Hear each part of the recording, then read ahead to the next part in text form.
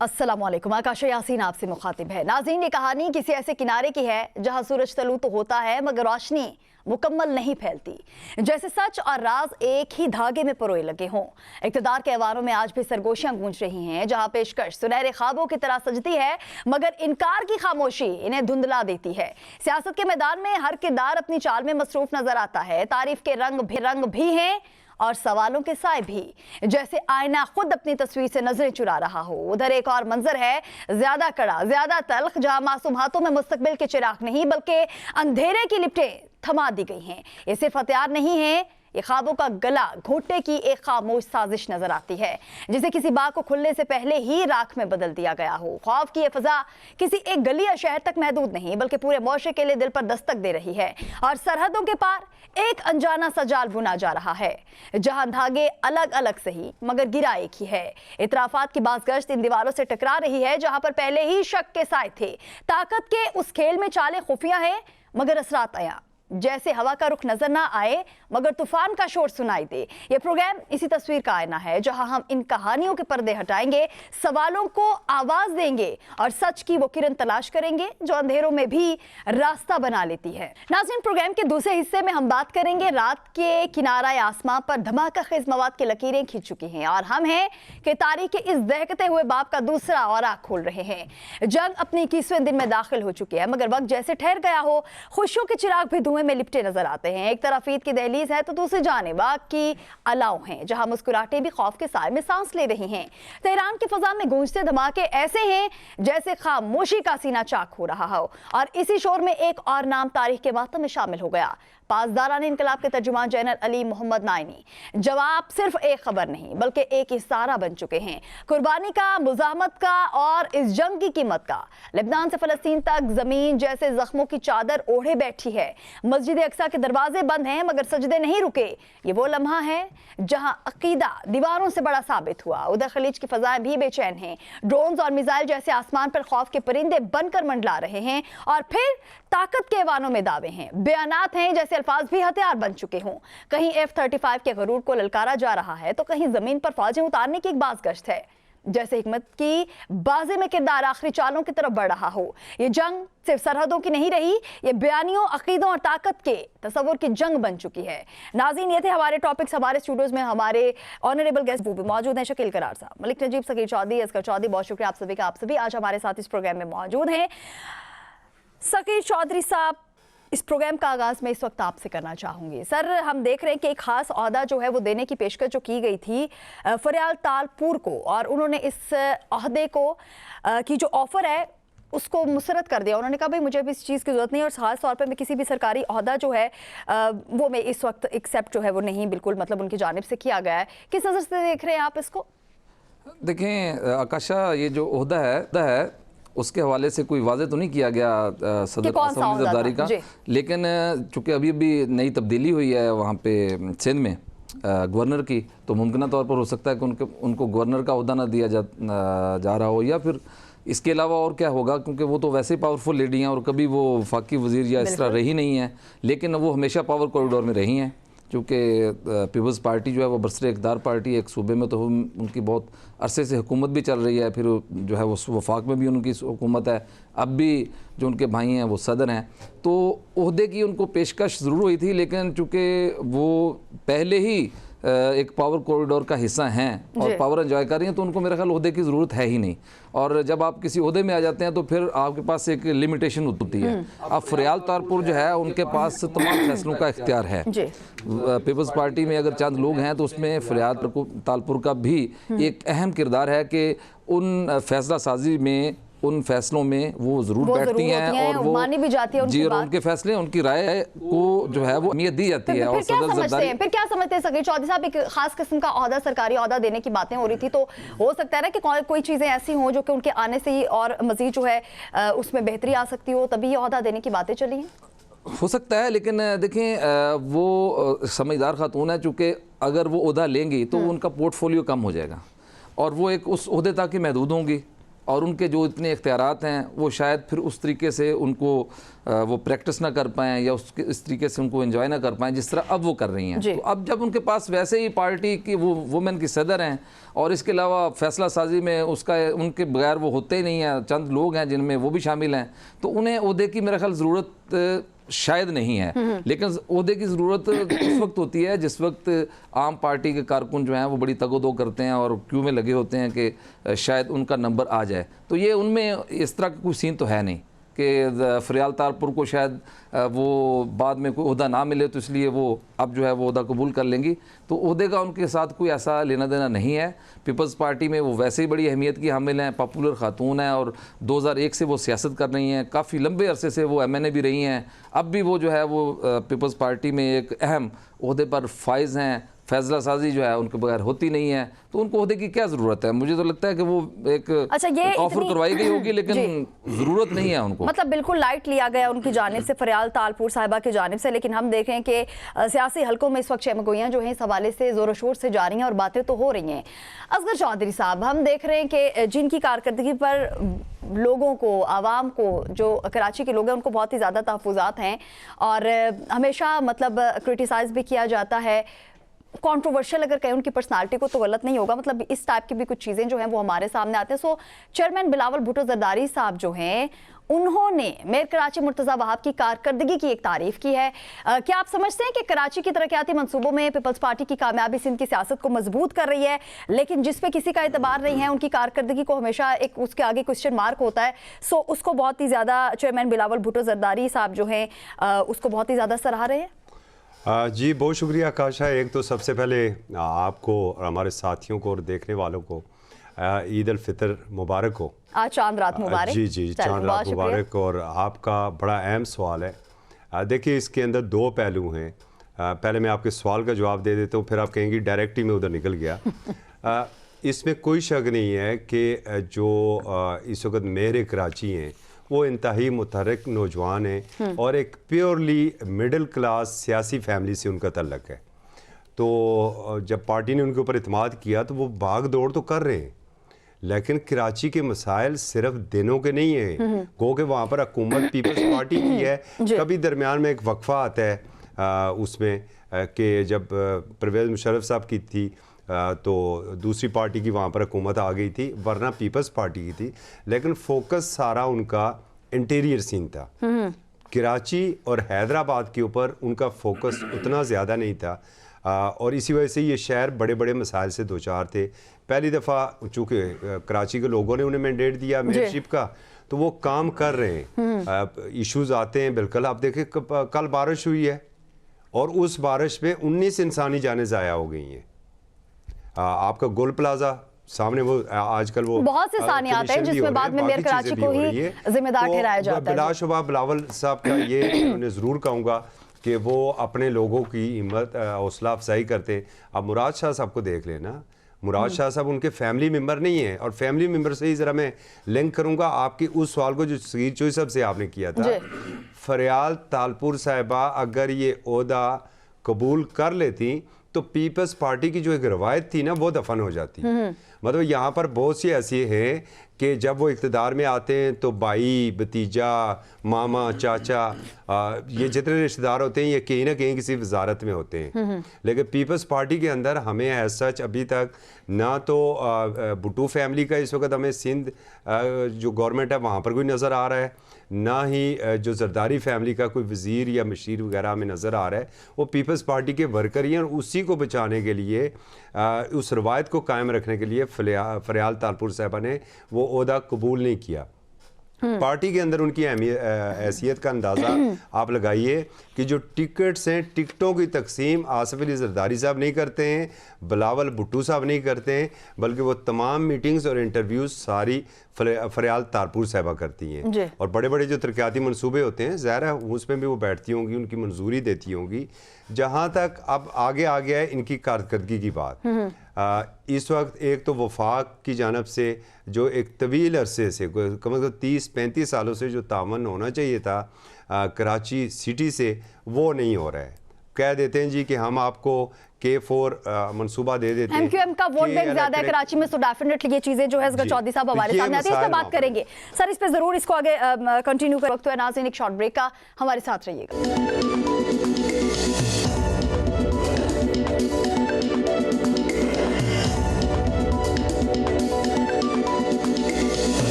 Welcome back. एक मरतबा फिर खुश आमदीद। जिस तरीके से ब्रेक पर जाने से पहले भी असगर चौधरी साहब बात कर रहे थे कि अगर फरियाल तालपुर साहिबा ये सरकारी ओहदा जो है वो कबूल कर लेती तो एक रिवायत जो है वो दफन हो जाती।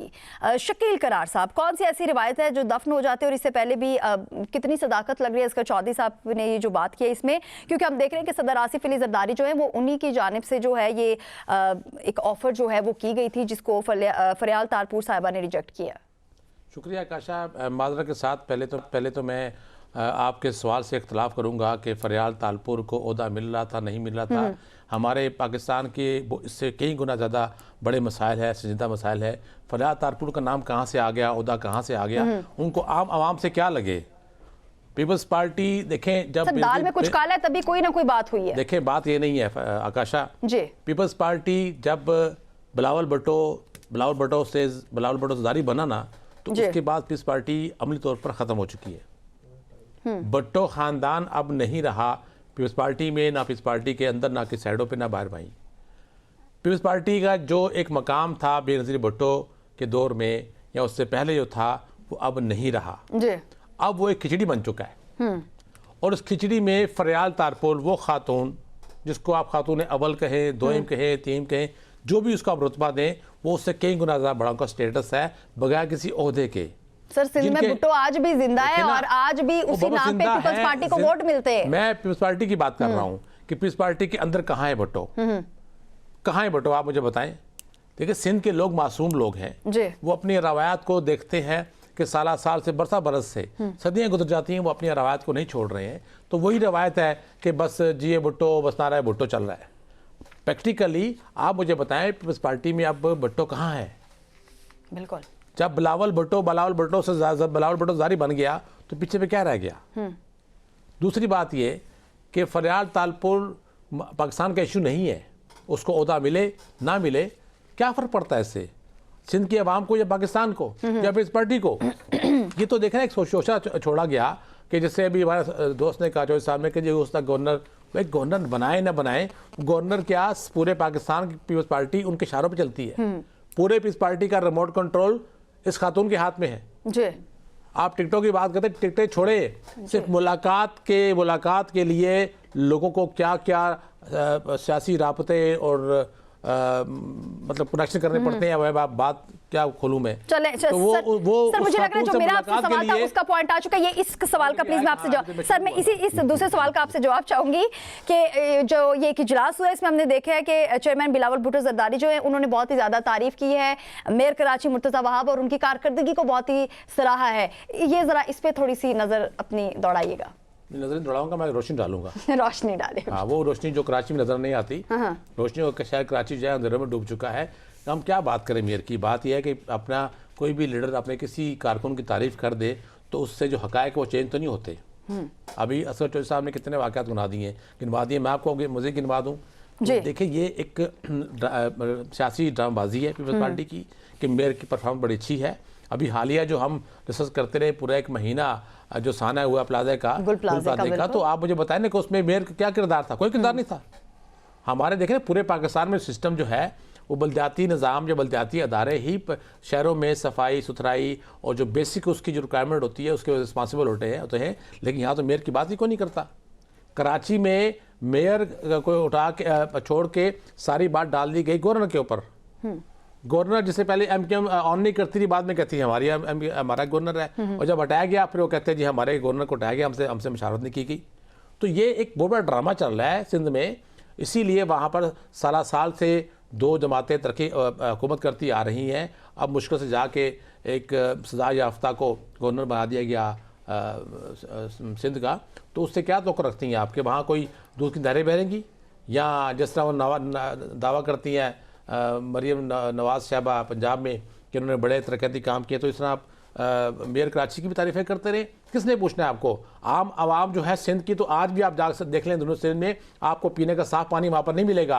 आज भी आप नवाब शाह सखर से गुजर कर दिखाएं मुझे कि वहाँ आपको पक्की सड़क मिल जाएगी।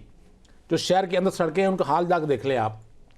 इंडस हाईवे की आप जो हाईवे है उसकी हालत आप देख ले, कहाँ से टूटी हुई है। आप कौन सी तरक्की की बात करते हैं? कराची खाली पूरा सिंध तो नहीं है ना, अंदरूनी सिंध की बात करें फिर। अंदरूनी सिंध में क्या हो रहा है? कुछ भी नहीं हो रहा। आज भी आप जाएं तो ऐसे कई इलाके मिलेंगे जहाँ पर इंसान और जानवर एक ही जगह पानी पी रहे होंगे। वहाँ के लोगों की हालत आज भी नहीं बदली है। आज भी वो घास फूस से घरों में वहाँ पर अंदरूनी सिंध के लोग रहने पर मजबूर है। तो आप कौन सी तरक्की की बात करते हैं? कराची में मुझे बता दें, आप बता दें मुझे, पिछले 5 साल में, 10 साल में या 1 साल में कौन से तरक्याती काम हुए? बताएं मुझे। कभी पिंक बस शुरू हो जाती है, कभी पिंक स्कूटी शुरू हो जाती है, तो उसके अलावा तो कोई तरक्की नहीं हुई। आप बसें ला के, मोटरसाइकिल ला के क्या आप तरक्की आता कहते हैं? उसकी तरक्की हो गई है? बाबा तरक्की ये है कि लोगों को आप बेसिक बुनियादी जो उनकी ज़रूरियात है वो फराम कर दें, उनको तहफ़्फ़ुज़ फराम कर दें। क्या कराची के लोग आज भी तहफ़्फ़ुज़ का अदम तहफ़्फ़ुज़ शिकार नहीं है क्या? क्या कराची में आप मोबाइल लेके आज भी ओपन सड़कों पे घूम सकते हैं? नहीं घूम सकते। तो फिर बताएं कौन से चांद तारे वहां उतार दिए उन्होंने? मुर्तज़ा वहाब ने क्या इक़दाम किए वहां पे? बताएं मुझे, आप मुझे बता दें। रोजाना बच्चे गटरों में गिर रहे हैं, वहां गटरों में छोड़ गिर रहे हैं, इनके खुद के ज़मीर गिरे हुए हैं। देखिए पार्टी के पास अब कुछ भी नहीं है, ये सिर्फ और सिर्फ एक ही नारा मारते हैं भुट्टो का।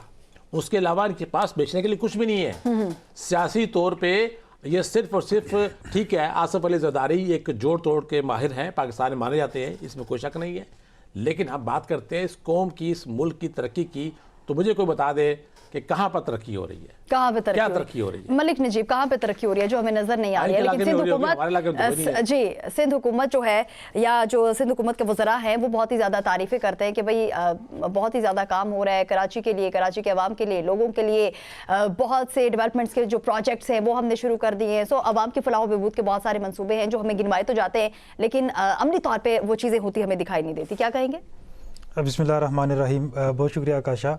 देखें, अभी आपने बात की फरियाल तालपुर को ओहदा देने की, तो ये अंधा बांडे रेवड़ियाँ मुड़ मुड़ अपनों को ये अब ओहदे देना जानते हैं, ये अपने सियासी रुफ़क़ा को फ़वाइद देना जानते हैं, अवाम के लिए ये कुछ भी करना नहीं जानते हैं। और बात है जहाँ तक भुट्टो की, तो भुट्टो एक नज़रिया था और नज़रिया है। भुट्टो नज़रिया क्या था? भुट्टो नज़रिया था गरीब अवाम, गरीब कौम, रोटी कपड़ा और मकान, वो भुट्टो का नारा था। वो एक नज़रिया था, और वो नज़रिया इस वक्त कहाँ पर है? ना वो पीपल्स पार्टी के अंदर है, ना सिंध की आवाम के अंदर है। सिंध की आवाम को तो आपने ये बताया कि कल भी भुट्टो ज़िंदा था, आज भी भुट्टो ज़िंदा है, लेकिन वो भुट्टो ज़िंदा क्यों था, किस वजह से था, किस लिए था, और कैसे आवाम के दिलों में घर किया, वो चीज़ें वो चीज़ें कहाँ पर हैं? वो जो नज़रिया था भुट्टो का, वो कहाँ पर है? वो तो आपने आवाम को दिए ही नहीं है। आवाम को आपने सबसे पहले जो शऊर के लिए होता है कि आपने तालीम देनी है। आपने तालीम कहाँ पे दी है? आपने पीने का साफ़ पानी नहीं दिया, आपने लोगों को बिजली गैस तक नहीं दी है, आपने यहाँ तक के लोगों से 2 वक्त की रोटी खाने का हक छीन लिया है। तो आप ये क्या बात करते हैं कि हमने सिंध में बड़ा काम किया है, बड़े हमने मार के सारे अंजाम कर दिए? मैं तो इतना ही कहूँगा कि बस बातों की हद तक जो है ये बादशाह है। मुड़ मुड़ अपनों को चलें मलिक जी, बहुत शुक्रिया। असगर चौधरी साहब, टीटीपी के खवारिज का जो एक असल चेहरा है वो हमारे सामने तो बेनकाब होता ही रहता है। अब हम देख रहे हैं कि उन्होंने बच्चों के हाथों में बंदूक थमा दी है। सोशल मीडिया का दौर है, तो बहुत सारी वीडियोस जो है वो भी सामने आती हैं। वीडियोस में हम देख रहे हैं कि बच्चों को जो घटिया नारे हैं वो लगवाए गए हैं, एक प्रोपेगेंडा जो है वो किया जा रहा है। क्या आप समझते हैं कि खवारिज का एक झूठा तासुर जो गढ़ने का तरीका है मुआशरे का दुश्मन साबित हो रहा है? जी बिल्कुल काशा, देखें, शुक्र है कि पहले तो सिर्फ हम कहते थे, अब दुनिया भी समझ चुकी है कि इनका असल चेहरा है।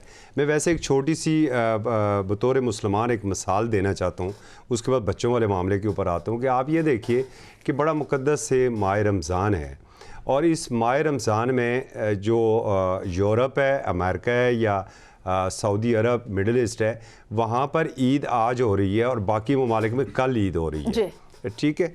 लेकिन मुझे नहीं पता कि अफ़गानिस्तान क्या मरीख के ऊपर है, जहाँ पर 2 दिन पहले ईद हो चुकी है, मतलब पाकिस्तान से 2 दिन कबल वहाँ पर ईद हुई है।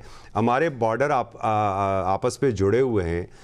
वो चांद जो सऊदी अरब में नज़र नहीं आया, कनाडा में नज़र नहीं आया, वो इनको नज़र आ गया, अफ़गानिस्तान में नज़र आ गया। तो यहाँ से आप अंदाज़ा लगा लीजिए कि इन्हें ख्वारिज क्यों कहते हैं और एक तवातर के साथ आप क्यों कहा जा रहा है। दूसरा, आपने बात की है मासूम बच्चों की।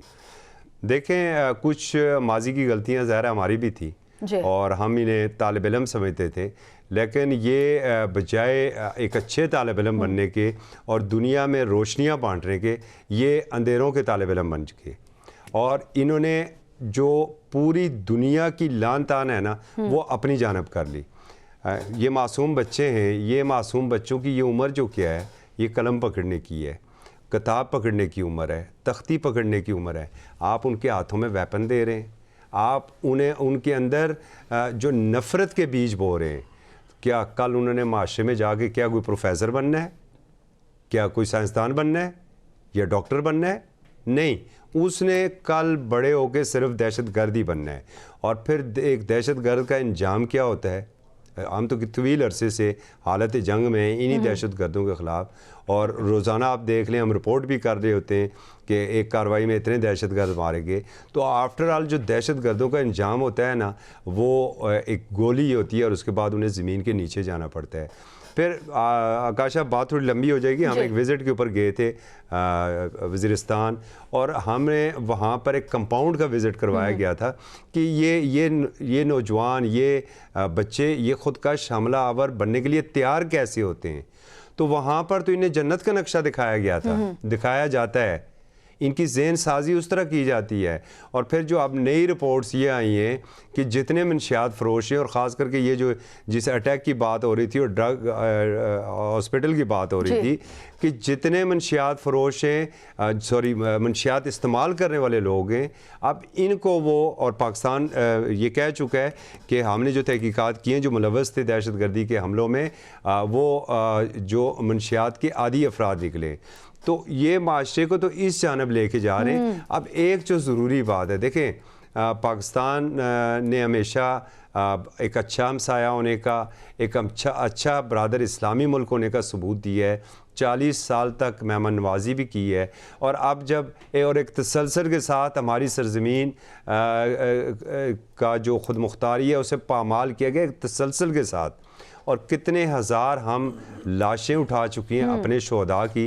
तो आप जब पाकिस्तान ने ये फैसला किया कि नहीं, आप ठहरें, आप ज़रा, अब जो भी पामाली करेगा हम उसे मुंह तोड़ जवाब देंगे, मुंह तोड़ जवाब दे रहे हैं। मैं इसी आपकी बात से लिंक ये भी बात करूँगा कि ठीक है, ये 24 घंटों के लिए, सॉरी 24 मार्च तक के लिए जंग बंदी हुई है सर, वो अलग से बात करेंगे। अच्छा चलें, ठीक है। लेकिन ये गनामना जो चेहरा है ना, मैं सिर्फ एक बात ज़रूर करूँगा कि दुनिया को भी अब देखना होगा कि इनका चेहरा कितना गनामना है, और उन्हें पाकिस्तान के साथ खड़ा होना होगा। बहुत से मुबालिक नहीं, पाकिस्तान के साथ खड़ा होना होगा ना। एग्जैक्टली, बिल्कुल सही कहा आपने।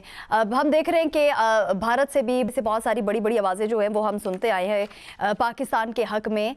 इसके साथ ही हम देख रहे हैं कि रिटायर्ड भारतीय ऑफिसर राजेश पावर है, उन्होंने कहा है कि मोदी की पाकिस्तान मुखालिफ साजिशों का उन्होंने एक इतराफ़ किया है, और इससे डेफिनेटली चीज़ें जो है वो साबित होती है कि भारत, इसराइल और अफगानिस्तान जो है वो पाकिस्तान के खिलाफ एक खुला महाज जो है वो रखते हैं। इनका गठजोड़ जो है वो अब पूरे तरीके से बेनकाब हो चुका है। इस पर बात होगी। यहाँ पर वक्त एक शॉर्ट ब्रेक का, हमारे साथ रहिए।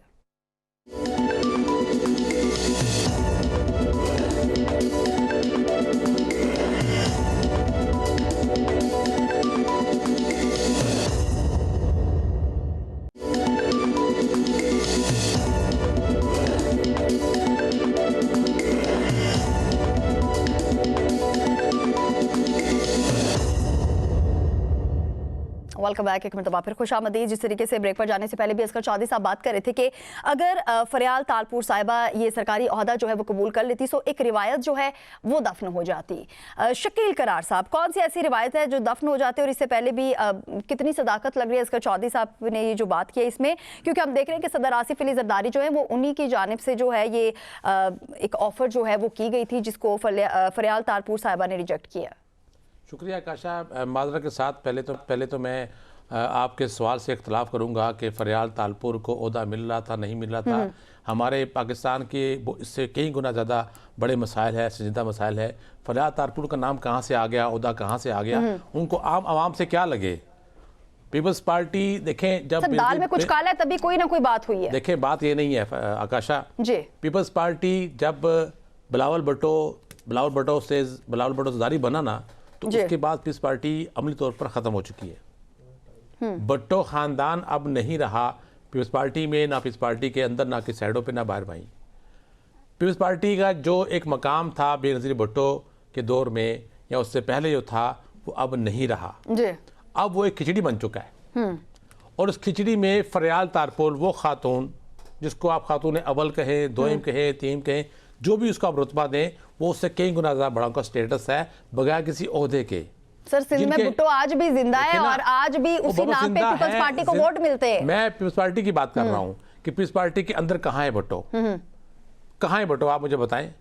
देखिए, सिंध के लोग मासूम लोग हैं जी। वो अपनी रवायात को देखते हैं कि साल से बरस से सदियाँ गुजर जाती हैं, वो अपनी रवायत को नहीं छोड़ रहे हैं। तो वही रवायत है कि बस जिए भुट्टो, बस नारा भुट्टो चल रहा है। प्रैक्टिकली आप मुझे बताएं, पीपल्स पार्टी में अब भुट्टो कहाँ है? बिल्कुल। जब बिलावल भुट्टो से बिलावल भुट्टो जारी बन गया तो पीछे पे क्या रह गया? दूसरी बात ये कि फरियाल तालपुर पाकिस्तान का इशू नहीं है, उसको ओहदा मिले ना मिले क्या फ़र्क पड़ता है इससे सिंध की आवाम को या पाकिस्तान को या फिर इस पार्टी को? ये तो देखना एक शोशा छोड़ा गया कि जैसे अभी हमारे दोस्त ने कहा चौधरी साहब ने कि जो उसका गवर्नर, भाई गवर्नर बनाए ना बनाए, गवर्नर क्या पूरे पाकिस्तान की पीपल्स पार्टी उनके इशारों पे चलती है। पूरे पीपल्स पार्टी का रिमोट कंट्रोल इस खातून के हाथ में है जी। आप टिकटों की बात करते, टिकटें छोड़े, सिर्फ मुलाकात के लिए लोगों को क्या क्या सियासी राबते और मतलब कनेक्शन करने पड़ते हैं। वह बात क्या खोलूं मैं? चले तो सर, मुझे लग रहा है जो मेरा आपसे सवाल था उसका पॉइंट आ चुका है। ये इस सवाल का प्लीज मैं आपसे जवाब, सर मैं इस दूसरे सवाल का आपसे जवाब चाहूंगी कि जो ये एक इजलास हुआ है, इसमें हमने देखा है कि चेयरमैन बिलावल भुट्टो जरदारी जो है, उन्होंने बहुत ही ज्यादा तारीफ की है मेयर कराची मुर्तज़ा वहाब और उनकी कारकर्दगी को बहुत ही सराहा है। ये जरा इस पे थोड़ी सी नजर अपनी दौड़ाइएगा। नजर दौड़ाऊंगा, मैं रोशनी डालूंगा। रोशनी डाले। हाँ, वो रोशनी जो कराची में नजर नहीं आती, रोशनी का शहर कराची जो है अंधेरे में डूब चुका है। हम क्या बात करें मेयर की? बात यह है कि अपना कोई भी लीडर अपने किसी कारकुन की तारीफ कर दे तो उससे जो हकायक वो चेंज तो नहीं होते। अभी असगर चौधरी साहब ने कितने वाक़यात गिनवा दिए, मैं आपको मज़ीद गिनवा दूँ।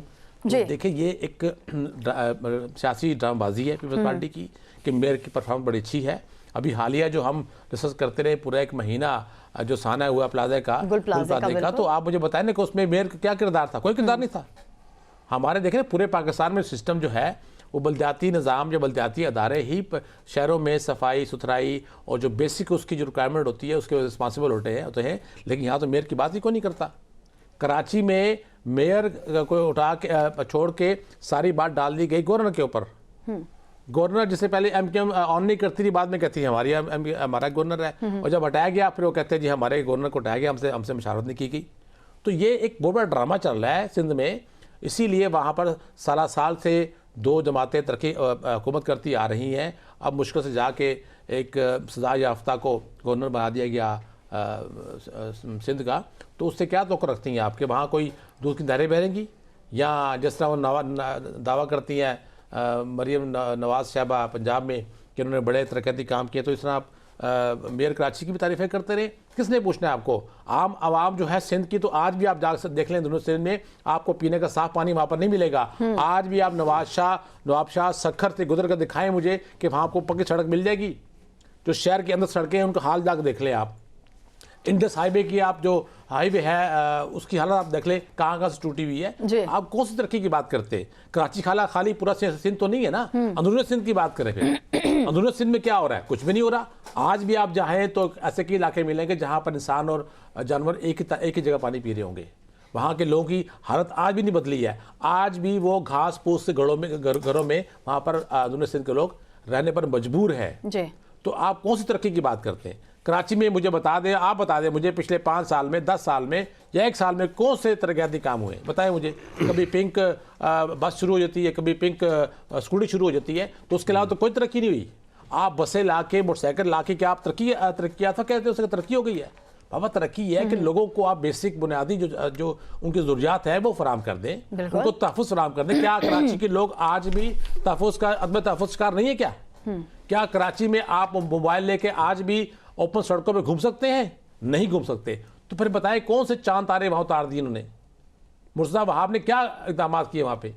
बताएं मुझे, आप मुझे बता दें। रोज़ाना बच्चे गटरों में गिर रहे हैं, वहाँ गटरों में छोड़ के गिर रहे हैं, इनके खुद के ज़मीर गिरे हुए हैं। देखिए इस पार्टी के पास अब कुछ भी नहीं है, ये सिर्फ और सिर्फ एक ही नारा मारते हैं भुट्टो का, उसके अलावा इनके पास बेचने के लिए कुछ भी नहीं है। सियासी तौर पे ये सिर्फ और सिर्फ, ठीक है आसिफ अली जरदारी एक जोड़ तोड़ के माहिर हैं, पाकिस्तान में माने जाते हैं, इसमें कोई शक नहीं है, लेकिन हम बात करते हैं इस कौम की, इस मुल्क की तरक्की की, तो मुझे कोई बता दे कि कहाँ पर तरक्की हो रही है, कहाँ पे क्या तरक्की हो रही है? मलिक नजीब, कहाँ पे तरक्की हो रही है जो हमें नजर नहीं आ रही है? लेकिन सिंध हुकूमत, जी सिंध हुकूमत जो है, या जो सिंध हुकूमत के वज़रा हैं, वो बहुत ही ज़्यादा तारीफ़ें करते हैं कि भाई बहुत ही ज़्यादा काम हो रहा है कराची के लिए, कराची के अवाम के लिए, लोगों के लिए। बहुत से डेवलपमेंट्स के जो प्रोजेक्ट्स हैं वो हमने शुरू कर दिए हैं। सो अवाम की फलाह बहबूद के बहुत सारे मनसूबे हैं जो हमें गिनवाए तो जाते हैं, लेकिन अमली तौर पर वो चीज़ें होती हमें दिखाई नहीं देती। क्या कहेंगे? बिस्मिल्लाहिर्रहमानिर्रहीम। बहुत शुक्रिया आकाशा। देखें, अभी आपने बात की फरियाल तालपुर को ओहदा देने की, तो ये अंधा बांडे रेवड़ियाँ मुड़ मुड़ अपनों को ये अब ओहदे देना जानते हैं, ये अपने सियासी रुफ़क़ा को फ़वाइद देना जानते हैं, अवाम के लिए ये कुछ भी करना नहीं जानते हैं। और बात है जहाँ तक भुट्टो की, तो भुट्टो एक नज़रिया था और नज़रिया है। भुट्टो नज़रिया क्या था?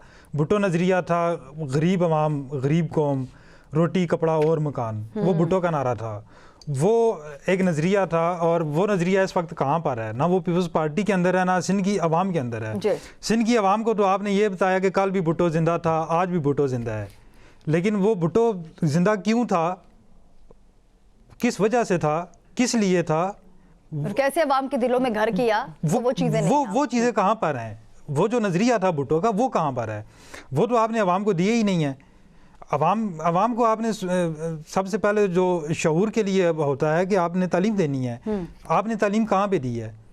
आपने पीने का साफ़ पानी नहीं दिया, आपने लोगों को बिजली गैस तक नहीं दी है, आपने यहाँ तक के लोगों से 2 वक्त की रोटी खाने का हक छीन लिया है। तो आप ये क्या बात करते हैं कि हमने सिंध में बड़ा काम किया है, बड़े हमने मार के सारे अंजाम कर दिए? मैं तो इतना ही कहूँगा कि बस बातों की हद तक चलें। मलिक जी बहुत शुक्रिया। असगर चौधरी साहब, टीटीपी के खवारिज का जो एक असल चेहरा है वो हमारे सामने तो बेनकाब होता ही रहता है। अब हम देख रहे हैं कि उन्होंने बच्चों के हाथों में बंदूक थमा दी है। सोशल मीडिया का दौर है, तो बहुत सारी वीडियोस जो है वो भी सामने आती हैं।